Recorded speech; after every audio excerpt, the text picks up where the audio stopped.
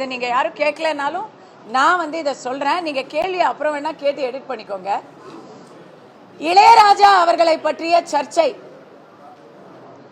இளையராஜா என்பவர் ஒரு இசை கடவுள்.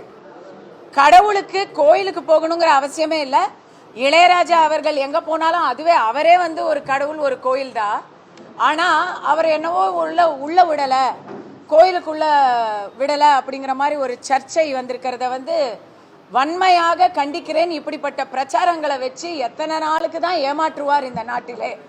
ஏன்னா கருவறைக்குள்ள எந்த ஜாதியுமே போக முடியாது.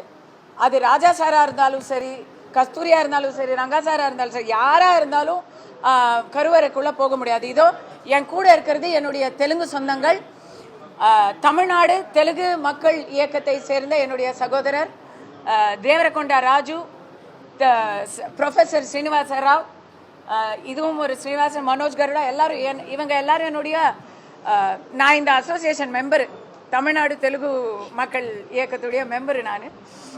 அவங்க யாரு நினைச்சாலும் கருவறைக்குள்ள போக முடியாதுங்க. அது எந்த ஜாதியா இருந்தாலும் சரி, பிராமின்ஸா இருந்தாலும் சரி, கருவறைக்குள்ள போக முடியாது. கருவறைக்குள்ள அர்ச்சகர்கள் மட்டும்தான் போக முடியும். தமிழ்நாட்டை பொறுத்த வரைக்கும் அனைத்து ஜாதியினரும் அர்ச்சகராகலாம். அப்போ அர்ச்சகர்கள் எந்த ஜாதியா இருந்தாலும் போக முடியும். இவ்வளவுதான் மேட்டரு. இதை பிரிச்சு பேசுற இந்த வன்ம போக்க கண்டிச்சு தான் நவம்பர் 3ஆம் தேதி கஸ்தூரி பேசினா. அதே தான் திருப்பியும் பேசுறான்.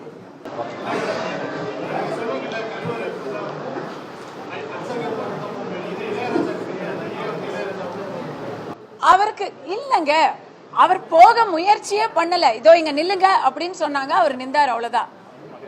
அவருக்கு மரியாதை பண்ணணும், இந்த இடத்துல நில்லுங்கன்னு சொல்றாங்க, அங்க அவர் நிக்கிறாரு. இவ்வளவுதான் நடந்தது.